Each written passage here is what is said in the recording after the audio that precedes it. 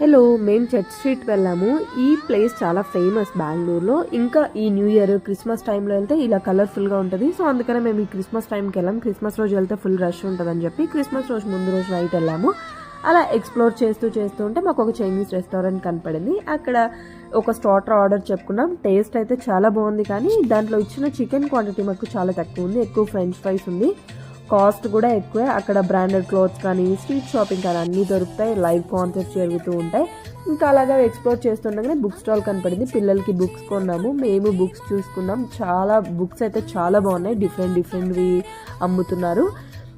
Food బాగా దొరుకుతుంది, live concerts జరుగుతూ ఉంటాయి, మనకి బ్రాండెడ్ క్లోత్స్ దొరుకుతాయి, ప్లస్ మనకి స్ట్రీట్ స్టైల్ కూడా దొరుకుతుంది. ఇంకా అలసిపోయని చెప్పి మళ్ళీ రోల్ ఆర్డర్ చేసుకున్నాము. అక్కడ రోల్ తినేసి లాస్ట్లో బిఆర్ ఐస్ క్రీమ్ తినేసి ఇంకా ఇంటికి రిటర్న్ అయిపోయాం. మెట్రోలో బయలుదేరిపోయాము. ఇంటికి 12:30 కల్లా వచ్చేసాము.